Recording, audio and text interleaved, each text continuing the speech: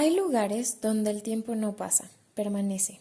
Se asienta en las piedras y en la memoria de quienes los miran cada día sin saber cuánta historia encierran. En Quito, uno de esos lugares es la iglesia y convento de San Francisco. A simple vista, parece un templo más, pero basta detenerse un instante para entender que su historia no está escrita en los libros, sino en las piedras que la sostienen. Cada una guarda una huella, una fractura, una memoria. San Francisco no nació una sola vez. Fue edificada, destruida y vuelta a levantar tantas veces como la ciudad tembló o ardió. Sus cimientos descansan sobre un antiguo palacio inca, donde los franciscanos decidieron construir su convento en 1536, apenas 2 años después de la fundación de Quito. Eligieron ese lugar no solo por su ubicación, sino porque representaba el triunfo de una nueva fe sobre el poder andino. Allí comenzó una historia que 5 siglos después sigue entrelazada con la de la ciudad misma. En 1586 un incendio transformó por completo el templo original. El fuego se extendió por los techos, los altares y los claustros, dejando tras de sí un paisaje de humo y ceniza. Sin embargo, de aquel desastre nació una obra mayor. Durante las décadas siguientes, frailes, canteros y artesanos la reconstruyeron por completo, ampliando sus naves, levantando una nueva fachada de piedra y dotándola de una presencia monumental que cambiaría para siempre el perfil de Quito. En su construcción se mezclaron la técnica renacentista con el ingenio local, dando origen a una estética mestiza que luego sería conocida como la Escuela Quiteña. San Francisco fue su cuna, el punto donde la devoción se convirtió en arte y la piedra comenzó a hablar en 2 lenguas. El siglo XVIII trajo nuevas pruebas. En 1755, un terremoto fracturó bóvedas, torres y muros. Los frailes repararon los daños con paciencia, reforzando la estructura con bloques firmes de andesita. Aún así, el destino no había terminado de poner la prueba. En 1868, otro sismo destruyó parte del techo y una de las torres principales, dejando en ruinas los claustros laterales. San Francisco volvió a reconstruirse una vez más. Era como si la iglesia se negara a desaparecer. Pero la historia de este convento no solo está hecha de piedra. Dentro de sus muros se esconden relatos humanos. Uno de ellos pertenece a la familia Villasís, una de las más influyentes de la colonia. Francisco de Villasís mandó a construir una capilla privada junto al altar mayor, adornada con su escudo y su busto orante, para asegurar su descanso eterno en el corazón del templo. Esa pequeña capilla, erigida entre la humildad franciscana, aún habla del poder criollo y sus ambiciones. Bajo el suelo, los arqueólogos han hallado muros prehispánicos reutilizados, restos de cerámica y huesos humanos. La iglesia de San Francisco no fue solo construida sobre Quito, sino también sobre su pasado. Hoy, San Francisco permanece como una memoria viva de Quito, un espacio donde el pasado aún tiene voz. La construcción de este templo comenzó en 1535 sobre los antiguos terrenos del Palacio del Inca Atahualpa. Desde sus inicios, San Francisco fue mucho más que un espacio religioso, fue una verdadera obra de la ingeniería y el arte constructivo, que refleja la unión entre la técnica europea y los saberes indígenas del siglo XVI. En cuanto a su proceso constructivo, este se desarrolló en varias etapas a lo largo de los siglos.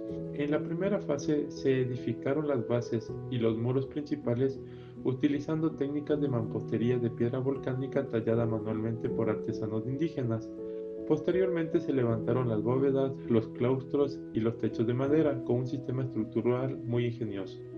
Las cerchas se ensamblaron sin clavos utilizando uniones de madera que daban flexibilidad a la estructura, lo que resultó fundamental para resistir los sismos que con frecuencia afectan a Quito.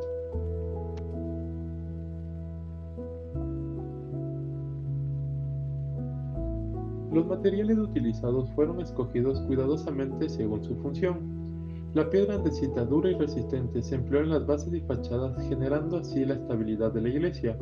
La cangua, una piedra más ligera y porosa, se usó en los muros interiores y en las bóvedas, permitiendo así que la iglesia respirara y se adaptara mejor al clima de la ciudad. Para la parte superior se utilizó madera de cedro, nogal y aliso, trabajada por hábiles talladores quiteños, que realizaron retablos y los techos. La cubierta se recubrió con teja de barro cocido, elaborada artesanalmente, y en el interior el uso del yeso y pan de oro, el cual generó un ambiente luminoso y majestuoso, característico del arte barroco quiteño. Sin embargo, a lo largo del tiempo, los terremotos y la humedad pusieron a prueba la resistencia de estos materiales. El terremoto de 1868 fue especialmente devastador, causando el colapso parcial del techo y de la torre principal. En su restauración se reforzaron las bases de andesita más compactas y se reemplazaron las cerchas dañadas con madera más dura, unidas con clavazones de hierro. En el siglo XX se realizaron nuevas intervenciones, incorporando elementos de acero oculto para fortalecer la estructura sin alterar su apariencia original.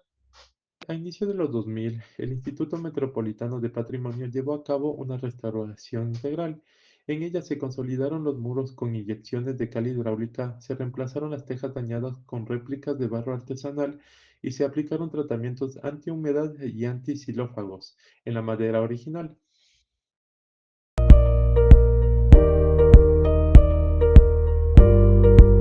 Cuando pensamos en la iglesia San Francisco de Quito, solemos imaginar su imponente fachada, sus torres y sus claustros interminables.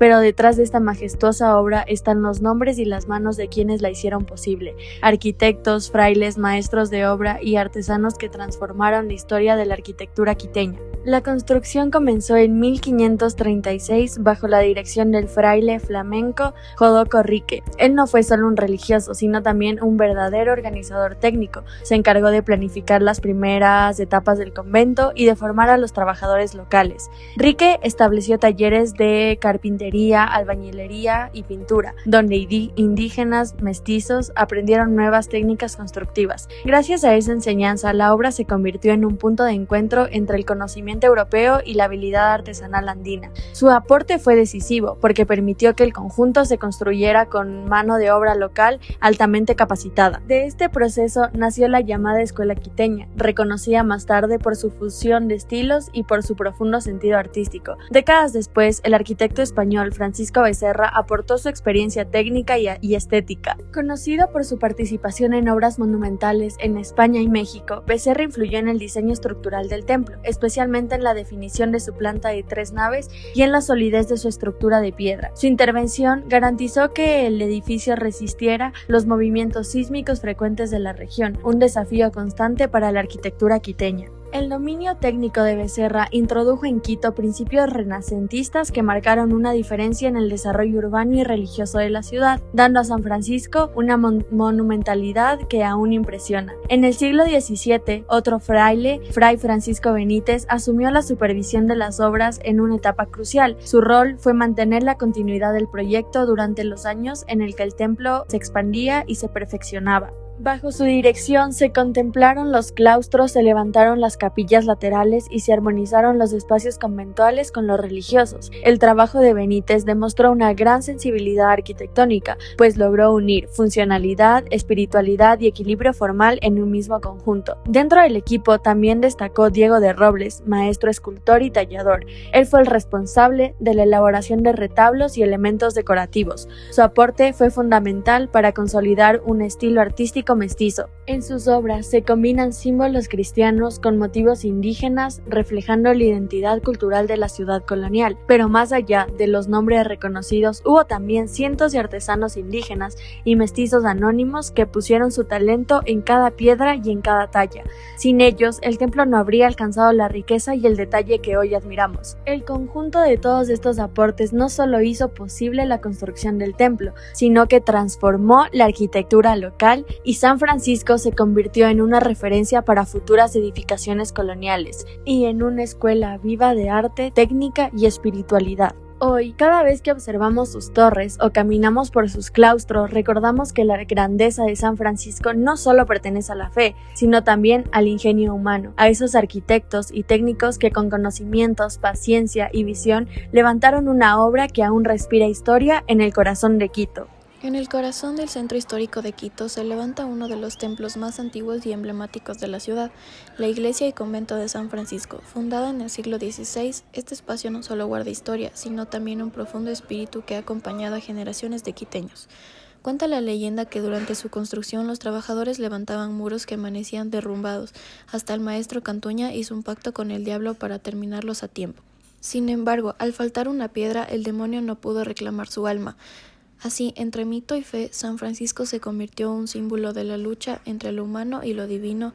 Ahora, hablando un poco de la vida cotidiana en San Francisco, cada día las puertas de San Francisco se abren para recibir a fieles, turistas y curiosos.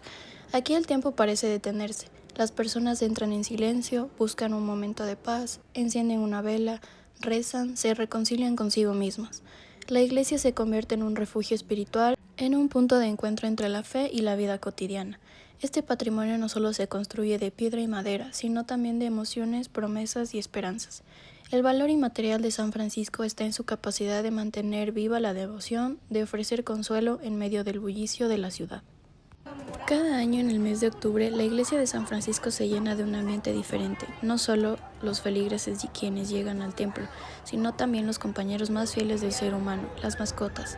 La celebración de la bendición de los animales en honor a San Francisco de Asís es una de las tradiciones más queridas y esperadas por los quiteños. En la plaza, el bullicio se transforma en una mezcla de alegría y devoción. Perros, gatos, conejos, hasta gallinas esperan inquietos junto a sus dueños, algunos con ropas coloridas, otros con simples collares, pero todos con la misma energía que transmite amor. Los sacerdotes caminan entre la multitud rociando agua bendita sobre cada animal, mientras pronuncian oraciones que piden salud y protección. Los dueños cruzan miradas, sonríen, ya que es un momento de comunión entre especies donde lo sagrado se hace cotidiano y el cariño se vuelve espiritual. Más allá de lo religioso, esta tradición representa un patrimonio inmaterial invaluable.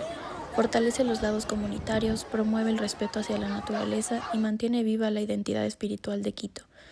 La iglesia no solo es un espacio arquitectónico, sino un símbolo de unión donde lo sagrado se encuentra con lo cotidiano. Frente al templo, la plaza de San Francisco es un escenario donde la historia, la religión y la vida urbana se entrelazan. Aquí las tradiciones religiosas conviven en el comercio popular, el arte callejero y las conversaciones diarias.